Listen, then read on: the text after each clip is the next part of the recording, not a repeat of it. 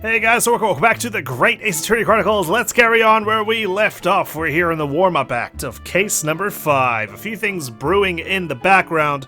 We've got a mysterious telegram received this morning that Susato seems oddly overprotective of, even calling us mischievous for trying to take a peek at its contents.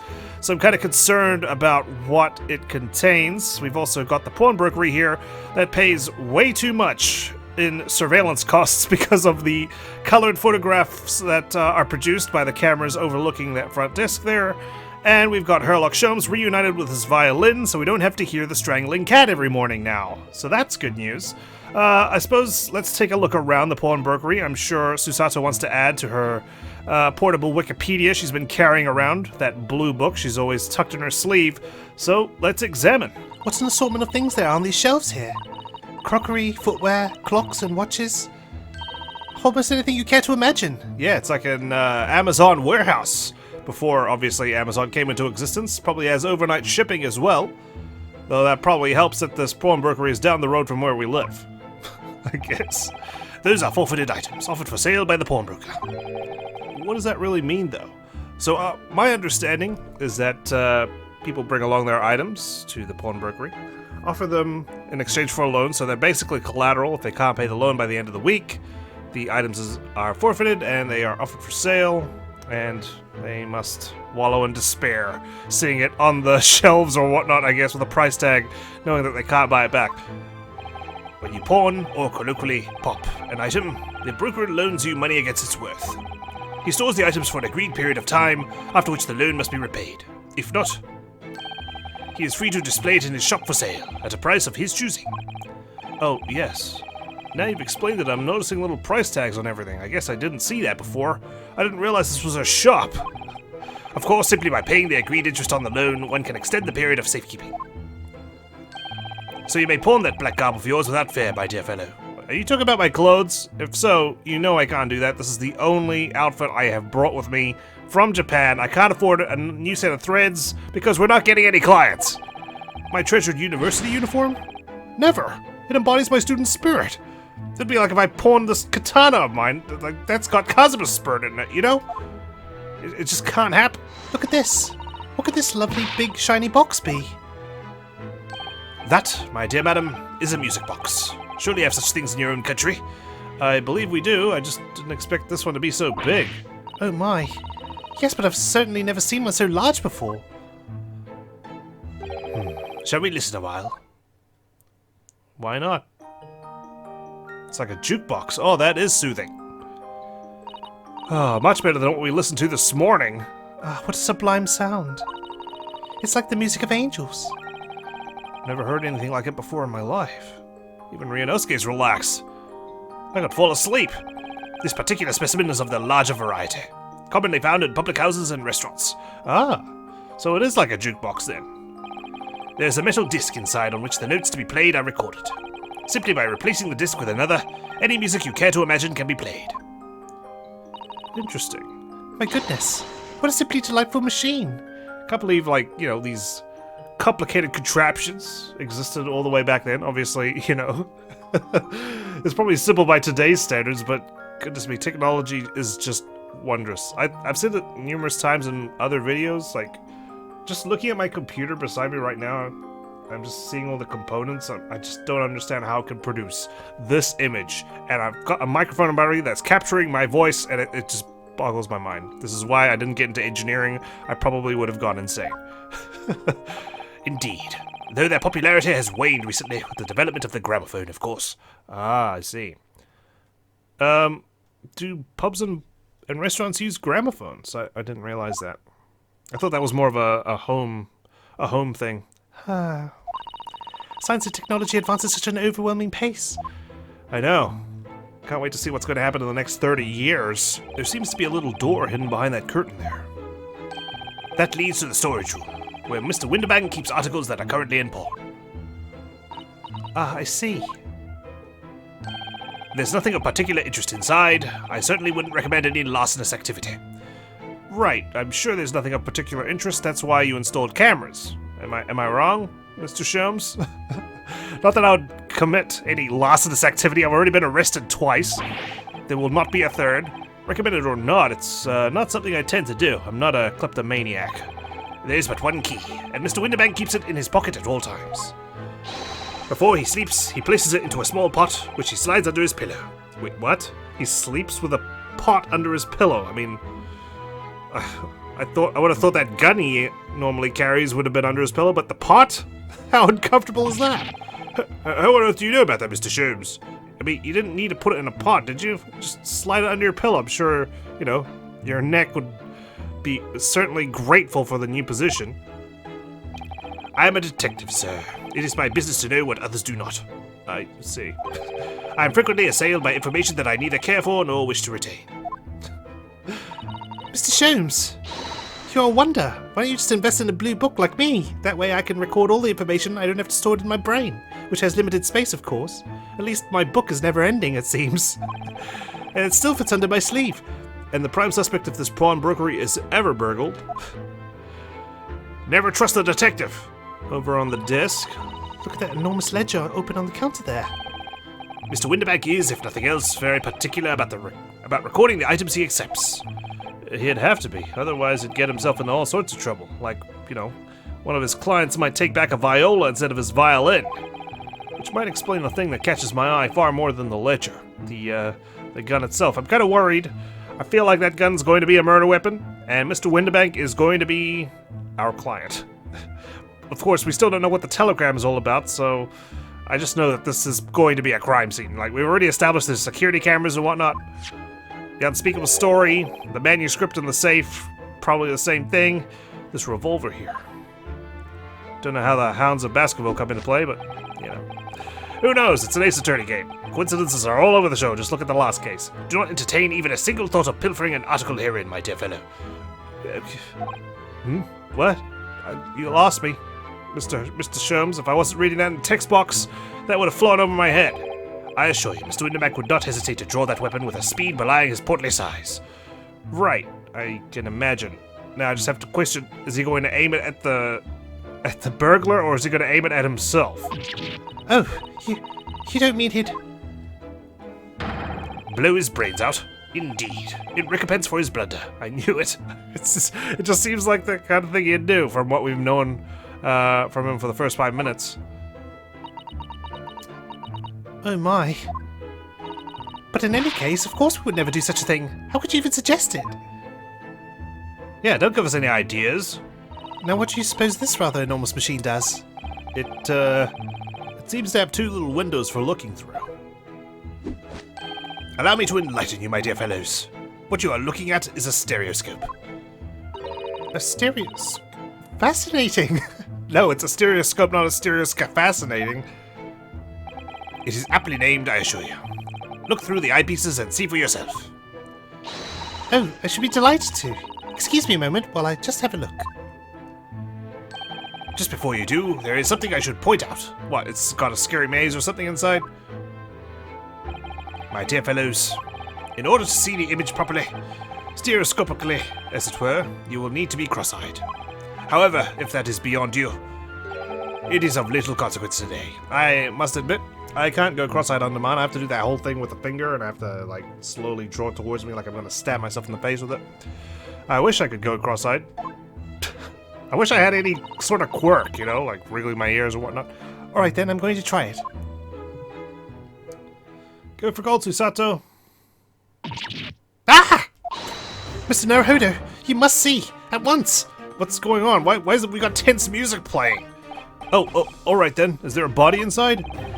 So I need to be cross-eyed. Like I'm trying to look at my own nose. Okay. Whoa! Who's this? What the? I don't believe it. It's just a photographic print, but it seems like you could reach out and touch it. Sorry, Mr. Sholmes, I thought I'd imitate you for a bit. I was so shocked by the photographic print. Okay, so it's sort of like VR before VR. Yes, the sense of depth is startling, is it not? Stereoscopes are one of London's many fads. They are often found in little stalls in the park. People queue for hours to see them. Why? Why are people meddling with such black magic? Okay, come on. It's not black magic. It is no magic, my dear madam. It is, well, far too complicated to explain at present. We shall save this lesson for another day. It's science, okay? Science is complicated. That's why this man named Sowak dropped it as soon as he could in high school, because it was just too much for him. Oh, I see. Yeah, stupidly I went into math instead of English. I don't know why. I would have been much better at literature than accounting, which is my current role. That's not a calendar you could easily miss, is it? 15th of April, today's date. Well, simple enough. You just tear the page off when the day's done. Yes, it's not for sale, I must point out. It is an Eastern-style page-a-day calendar. Every night at midnight, I tear off the front page to reveal the following day's date. At midnight. It's a ritual, is it? The perfect calendar for a tearaway fellow such as yourself, Mr. Winterbank. And who was it who walked out of here with the wrong violin before? Well, when the agreed storage period has passed without repayment, articles are forfeited, you see. So I have to keep a close eye on the date. It's something of a pawnbroker's obsession, you might say. God, it's hard to, keep my voices consistent with these guys, you know? There's only so many variations of a British accent I can do. At least I got, like, the main cast locked down. It's just everyone else as they come and go. Oh, yes. I can see you're very dedicated to your job. 3 globes of gold. Is that some sort of charm? Dear me, have you not seen that sign before? No, never, you know. I hardly leave your house. The 3 golden balls are, in Great Britain at least, the universal sign of a pawnbrokery. There are more than 700 such establishments in the capital, all showing the same sign. So I guess it's like the barber pole of pawnbrokery. Oh, I see. I had not imagined your ignorance was so profound. Again, I hardly leave the office, and I've only been in this country a couple of months. Oh. Well, what is the significance of the 3 golden balls, then? Does it have some special meaning? That is entirely unimportant here, dear madam. Irrelevant, even. You mean you don't know? Come on, Susato, we need to add some more entries into your blue book. What do we have down here? Look at this. Whatever could be useful. I have no idea. Why are you asking me? Ah. What is it, a scale? It's a small catch here, Joe. Look. What? We're going to open it, aren't we?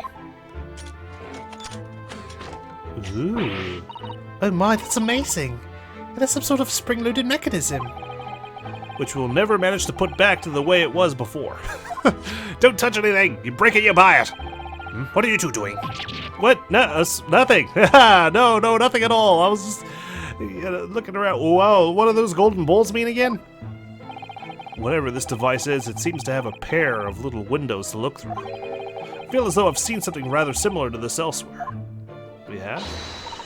What? Only 2pence for it? That ain't fair, and you know it. The article is barely worth a penny, miss. I cannot offer more. What's going on? Sounds like there's an argument brewing over by the counter. Come on, that can't be right. I even had a proper butcher's at it. I've seen all I need to see, young girl. Oh my god. I should have known. Wait, don't we know? I'm sure I recognize her. Oh, yes. It's the young lady. From Mr. McGilden's trial 2 months ago. Her name is Gina Lestrade, my lord. She's a chancer. Earns her crust among long crowds for leaving people of their purses. What's commonly called a pickpocket.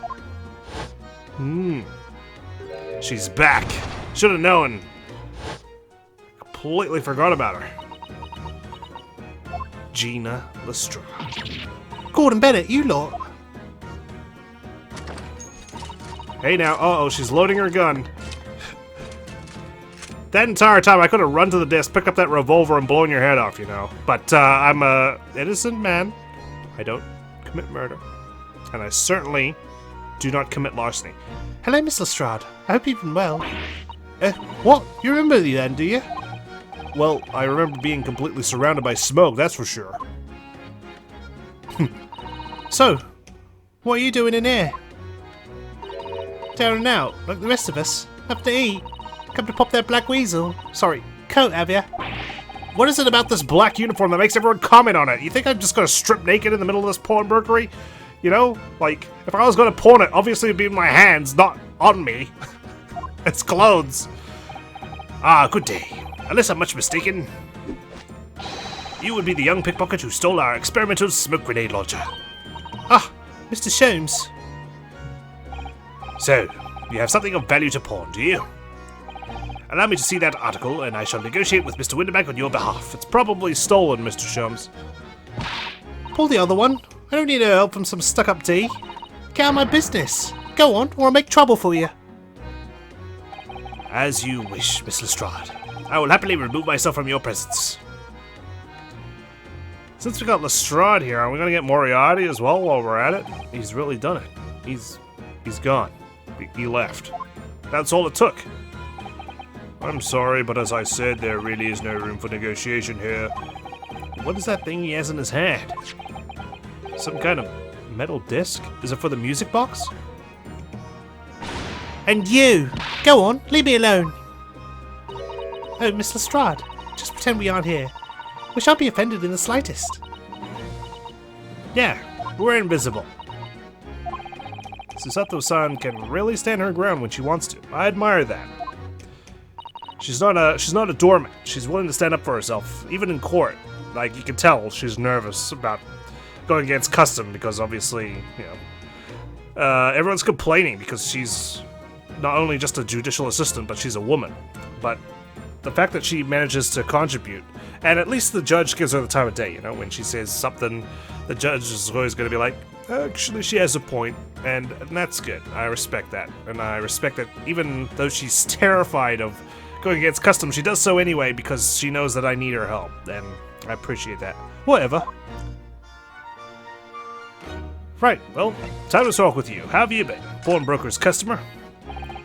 Somehow, I didn't really think you were the sort of person who'd use a pawnbroker, Miss Lestrade. Really? How do you think she fences all the stolen items, Ryunosuke? Yeah, well, I am, alright? I'm a Londoner, just like everyone else. That a problem, is it? No, not at all. It's just that, well... Oh, I get it. I know what you're thinking. That thing probably don't even belong to her. Probably got it on the dive, didn't she? Yeah, I can see it written all over your Chevy Chase. Well, I might have been thinking something along those lines, and am I wrong? There's that smile going into his frown again. Imagine if I just like went to Susato, hey Susato, my dog died. She'd just have that smile for just a flicker of a second before she frowns and goes, oh, Mr. Naruhodo, I'm so sorry. You're not going to deny it, Mr. Naruhodo? No, I'm a straight shooter, okay? I don't lie. I don't bluff. Not like Phoenix Wright, okay? I tell it how it is. Alright then, I'm just going to come out and ask you straight. Do you pawn things that you steal from other people? Well, I don't know how to best answer that, really. Well, you can be honest with me, just like I'm being honest with you. Suppose. Sometimes.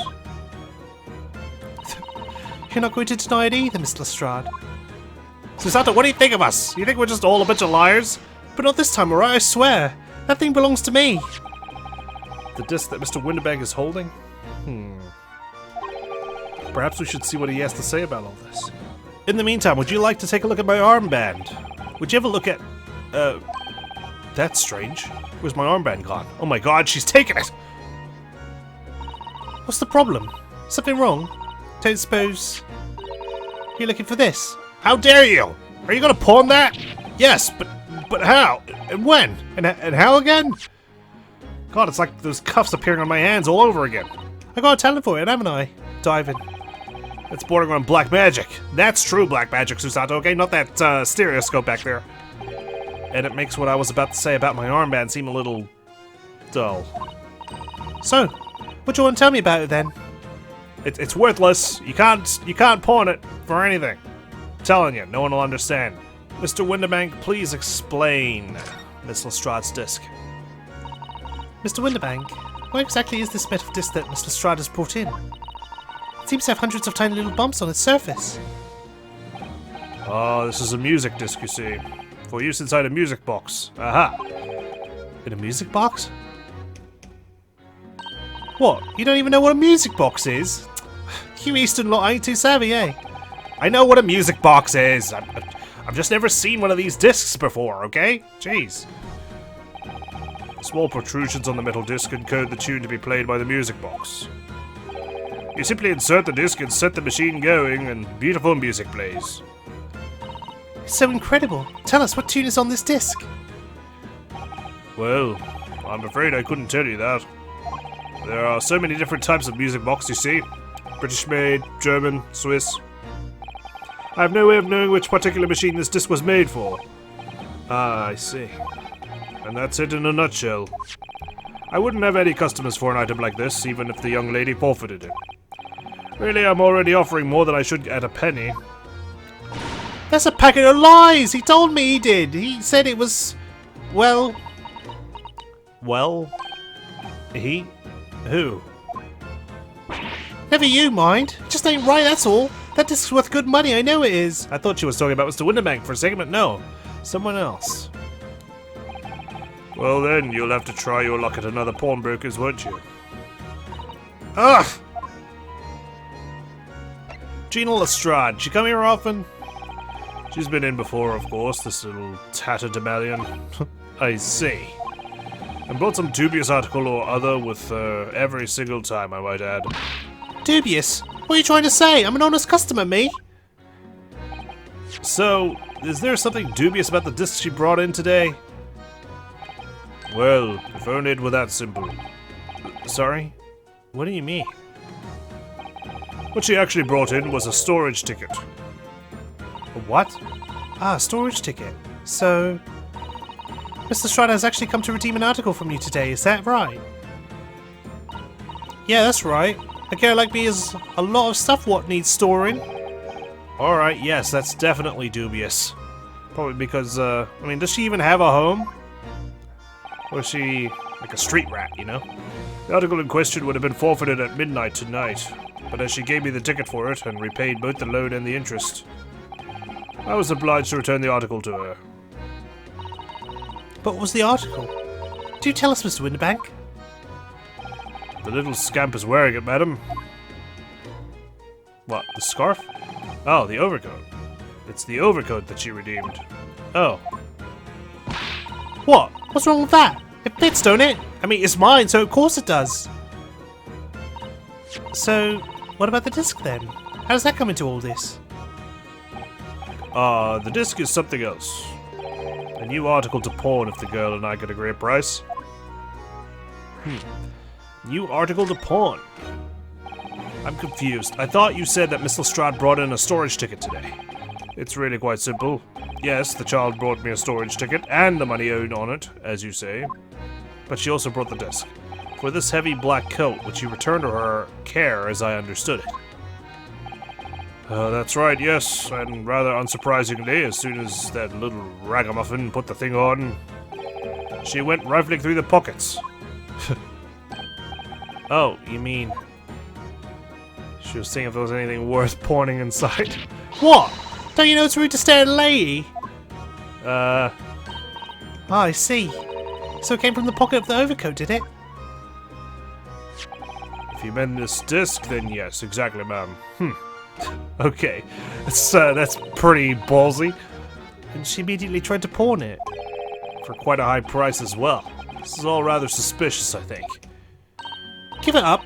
Just trying to pawn something like anyone else would. Yeah, totally. When I get my, coat returned from the pawnbrokers, I always check the pockets to make sure that anything inside I can use as a pawn. Mr. Strad, may I ask who deposited the overcoat here in the first place? Well, me. It doesn't really appear to be your size. Me old man! It's me old man's, ain't it? Is it, Mr. Strad? Yes, this is definitely all rather suspicious. Your old man, huh?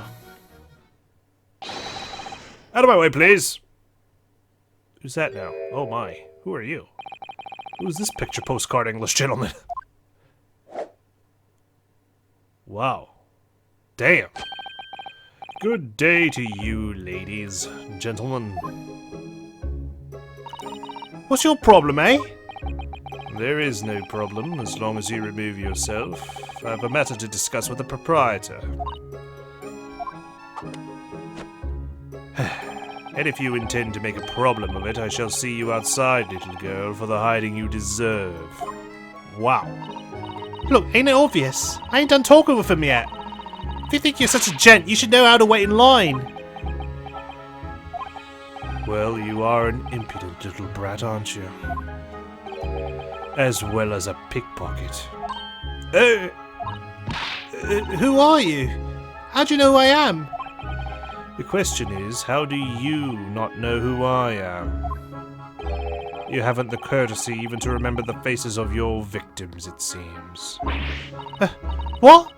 You mean from you? He's a pretty hard man to forget, Gina. Broker? Oh, yes, sir. I believe this filthy pocket thief has just redeemed an article from you, no? Yes, the article in question belongs to me. I demand for it to be returned at once. Huh. Oh my. Wow, he acted fast. Now that's a lie. What are you trying to pull? Give me back my overcoat, you wastrel. And needless to say, any music box discs too. No, you can't have it. You just can't. It's the old man's.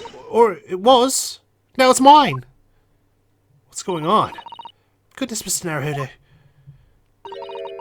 This is a very awkward situation. Yeah, and she's still pretending that we're not here. Good job on that, Sasato.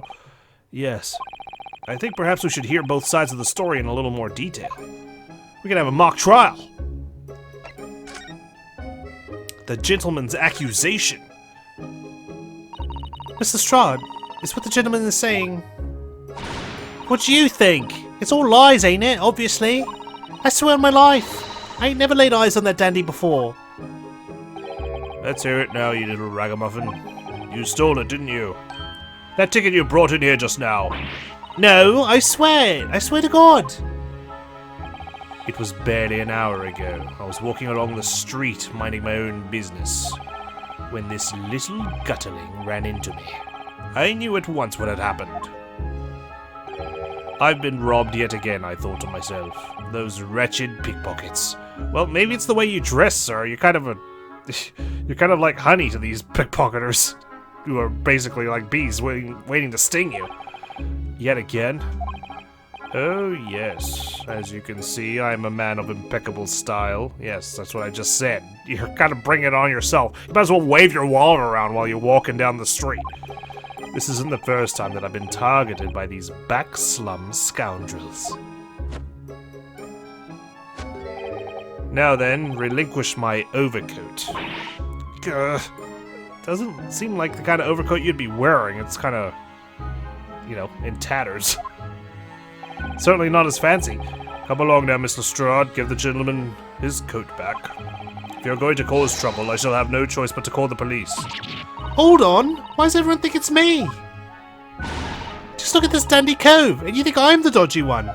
I mean, yeah, you're both dodgy in different ways. I'm sorry, but no one's going to believe you. Well, what about evidence? Yeah. Where's your evidence that I've stolen something, eh? Come on, let's see it. Oh, I have evidence, naturally. You what? You what? Evidence. We still don't know the gentleman's name. Evidence that the article Mr. Strahd redeemed actually belongs to this gentleman. Damn it. I'm getting confused every time someone appears on the screen, but then the text box is someone else. Of course. We need only consult Mr. Winterbank's ledger to know the truth. We'll be able to look up the name of the person who deposited the article in the first place. Yes, brilliant. I actually didn't think of that. See, Susato, God, you're irreplaceable. I'm very sorry, but I'm afraid that won't be possible. What? Why not? Oh. I never ask customers' names. That's a strict policy of mine. But why not? Surely you wrote man in bright white suit. Well now, as you can imagine, some of my customers have circumstances to consider. But how do you know what item belongs to who then? A great many of them prefer to maintain their anonymity. Yes, I see. But then how can you know if an article belongs to the person asking to redeem it? Exactly. Are you just relying on the token? Oh, it's quite simple. Good sir. Might I trouble you for the watchword associated with the article in question? The watchword? Like the password? Of course. It's... hang on, let me do my pose. Professor. Huh. Yes, that's right. And all the evidence we need. This gentleman is the rightful owner of the article, without doubt. A watchword? Interesting. Sorry, Miss Lestrade, I take it you didn't know what the watchword was? So, about these watchwords, Mr. Winterbank, as I just explained, I never ask customers' names when they deposit items with me. There are many reasons why certain customers would like to keep their activities secret. That wasn't exactly a subtle glance at Mr. Sholmes now, was it? I didn't realize he was there until just now. What's he doing? Great detectives have no dark secrets, not at all. Actually, I'd say that they do. Yes, well... Anyway, that's why I always ask for a watchword whenever I accept a new article. In many ways, it's like the secret combination of the numbers used to unlock a vault. The date of deposit, a description, and a watchword uniquely identify each item. And of course, then I give the storage ticket to the customer. When someone comes to redeem something, I ask for the ticket and the watchword. And if that someone tells you the correct watchword, you return the article? That's right, sir, yes. Just as soon as the requisite fee is paid. And I have supplied you with the information you require already. But for the avoidance of doubt. The article in question is an overcoat, deposited 2 months ago on 15th of February. Oh, the day after Valentine's Day, huh? Ooh, had to get rid of some evidence where there's some stains on it, perhaps. With the watchword of Professor. All perfectly correct information, sir. But how? Really, this is beyond a joke now. There is no further room for doubt. She seems genuinely confused. What's going on? She was obviously told to pick this thing up. Someone gave her the ticket. It wasn't him. And yet he's the one who's claiming that it belongs to him. Of course, Mr. Sholmes is gone now, but though I can re-examine the stereoscope for some reason. Look at Mr. Winterbank watching diligently over his shop. There's still so many things I'm curious about. I don't believe this is time for browsing, Mr. Naruhodo. We should probably see whether that argument's been resolved yet, I suppose. Okay, yeah, let's be nosy. You, sir, picture postcard gentleman. Excuse me, but who are you? One would expect the inquirer to introduce himself first. That's true. Though clearly you are not British, so perhaps our ways are foreign to you. Oh, perhaps! Yeah, perhaps I'm a foreigner. What do you think? Oh, sorry, yes, we're from the Empire of Japan. We're studying here. Oh, yes, Japan. I've heard talk of the place. That... what? Its inhabitants live on some fiery brown-colored soup, dressed up with exotic spices. Curry? You might be thinking of somewhere else. And what was that theatrical gesticulation about? Why were you gyrating in front of me? Perhaps. Anyway, if you are a gentleman, sir. I'm clearly a foreigner. I didn't understand that little ritual you just did. You offer your own name first before inquiring after the name of another. Of course, yes. I'm Ryunosuke Naruhodo. I'm a lawyer. Well, a student of law, really. Probably explains why I'm getting no clients, because I'm still a student, you know? Just like no one goes to the trainee cashier because it'll take too long. My name is Susato Mikotoba. I'm Mr. Naruhodo's assistant. I see. My name is Benedict. Yes. Eggert Benedict. Right, okay. Enchanté. He's so refined in how he holds himself and how he speaks, but that name is suspicious. Yeah. God, what's next? Beef stroganoff? Now to the matter at hand. Oh no, here we go again. My overcoat. Return it at once to someone with the style to carry it off. Every move he makes, every breath he takes. I can't stand watching him.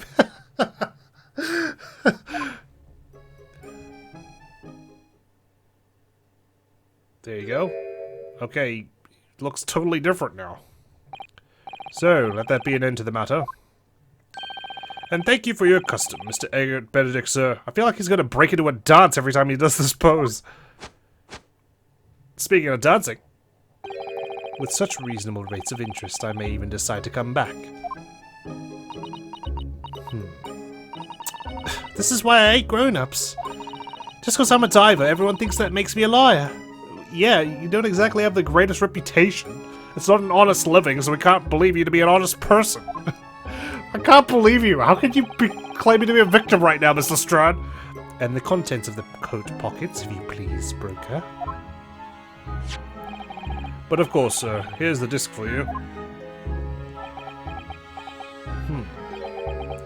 Just this one. Pardon, sir? I was expecting another. Oh, that is, I deposited another. Oh. Did you now? Another disc. Oh, oh dear. I regret to inform you, sir, that what was deposited with me was merely the overcoat. The disc happened to be in one of the pockets, but I was completely unaware of it until now. So, Gutterly, you're hiding more of what's rightfully mine, are you? Says who, eh? I don't know nothing about it. Very well. Then I shall bid you farewell. Say goodbye to style. Wait a minute, that disc. It's mine. Oh god. Oh! What do you think you're doing, you little tramp? You've drawn blood, you filthy animal. Oh my. Yes, there's blood on the disc. It's because of all those sharp little bumps. The man must have scratched his finger on them. What the hell is going on? What's so valuable about this? I found it first, alright? I mean, it belonged to me old man. So you're not having it? Oh, you take it. Why are you giving it to me? It belongs to your old man. I'm not your old man. Me? If I hang on to it, they'll have it off me again. So you keep hold of it. Miss Lestrade, why is this disc so important to her? Why are you giving it to me? I don't understand. The music box disc has been entered into the court record. A metal disc used to play music in a mechanical music box. The piece of music, which remains unidentified, is stored on the disc by means of small protrusions. You there, in the black livery. Hand that disc to me at once, please. No, don't! He's lying! Grown-ups are all liars! I mean, I don't trust him either. Ugh. What do I do now? How am I going to resolve this? We move! We move back to Baker Street! Hey, we escaped with a disc! If I run up the stairs quick enough, I'll be able to examine the telegram. No! She's gonna intercept me again! This must be the telegram. Alright, we're back. I can't believe you guys stood there waiting for me. You didn't pursue me back to my office. At least I would have had someone visit for once. Mr. Windibank? What do I do? Mr. Windibank is clearly at a loss here. We have to do something about this before he reaches for that revolver of his. Good point. Miss Lestrade, we'll speak with you first. Wow, Miss Lestrade is really looking daggers at that mysterious gentleman. We need to do something to calm things down before she loses control and attacks him again. You. Look at those piercing eyes. He's clearly in no mood to talk. We have to do something quickly before this mysterious gentleman leaves to fetch the police or something. I don't think he'd get involved with the police if he's not even the rightful owner of this. Oh, you're back! Mr. Sholmes, what are you examining with such keen interest there? As you enjoy a bar of caramel, I see. We could really use your boxing skills. You okay? You look possessed. So, you found me at last, Mr. Naruhodo. Sorry? after that young pickpocket sent me on my way, I was forced to lurk in the shadows, cruelly ostracized, as the rest of you partook in the jovial atmosphere of fellowship. I wouldn't call it jovial, nor would I call this fellowship. I had nothing to occupy my mind, but was too ashamed to let society see what my downfall had done to me. So feigning mock interest, I pretended to examine the tedious trinkets in this desolate place. Whilst, as you shrewdly observed, gnawing on the only friend I have left, this 7% solution of caramel. Sholmes' caramel. You got your own candy bars now? Pray, do you claim to understand the depths of my despair, Mr. Naruhodo? But how could you? I was so lonely. So desperately lonely. Then why on earth didn't you rejoin the conversation? Why didn't you go speak with Iris and finish my breakfast? Things have gone from bad to worse here, you know. Yes, I overheard much of your conversation. Or rather, in my craving for human contact, my ears devoured every word that was uttered. You really were sad, weren't you? Oh my god, it was nothing personal, damn it. You didn't have to walk away. Oh, poor Mr. Sholmes. I feel simply awful for you. It would seem that my inferences are correct. Oh no, Susato, please don't fall for his trickery. Oh, surely you're not about to tell us that you've solved the entire case once again? My dear madam, sometimes I wonder, were my genius for deduction to be commoditized? Commoditized? How much could I put it for? Are we gonna do a data deduction right here, right now? It seems Mr. Sholmes has had another one of his flashes of inspiration. But who knows if it will help to resolve the situation between Miss Lestrade and the mysterious gentleman. What's the right thing to do here? You know what we gotta do? We gotta listen to the deduction. Well, Miss Lestrade, it would appear you find yourself in something of a predicament. I don't know if we've got enough room to dance here. You know, we'll be like a bull in a china shop. We'll do our best. Where the blue blazes have you been, eh? Pardon? When a lady's in trouble, a true gent's supposed to be there to help. Straight away, not an hour later. Harsh, you're the one who dismissed him in the first place. And who, pray tell, are you? Mr. Eggert Benedict, you have, in my eyes, a veritably encyclopedic array of curiosities about your person, because that's how I speak. Nevertheless, there are two immovable conclusions I have drawn. I beg your pardon. The first is this. The true reason for your visit to this pawnbrokery today is something you have not yet revealed. And the second is this. A considerable crime is in contemplation, one you will orchestrate, with intent to steal a vast sum of money. Well, Mr. Benedict, what say you to my deductions? Ow. He's turned as white as a hard-boiled egg.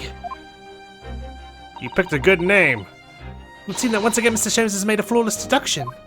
Oh, flawless? Just who do you think you are, sir? Ah, yes, as I hoped. That is precisely the pained expression I was looking for. Haha! We're on to something. So, shall we begin? The time has come for yet another Sherlock Holmes's logic and reasoning spectacular. Here we go. The great deduction begins. Mystery Man's aim. First of all, we must ask ourselves on what business you ventured into this pawnbrokery today. You claim to have followed this pickpocket here, having had the redemption ticket stolen from you on the street. But that is most certainly a lie. The real truth is something quite different. As revealed by that which you hold in your hand. Yes, what brought you to this shop in the first place is the staff recruitment flyer. Oh? Really? The piece of paper in your hand is a staff-wanted advertisement from this very shop. Yet even the most unobservant would soon realize that a man of your appearance has no need for such employ. In other words, there is some ulterior motive for your actions. We've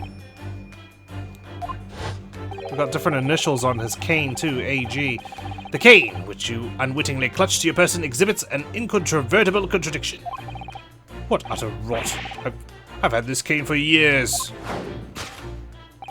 The contradiction of which I speak is, of course, The missing ferrule. Really? You are so close, Mr. Shelves. The end of any walking cane would be terminated with a metal ferrule to protect the wooden tip.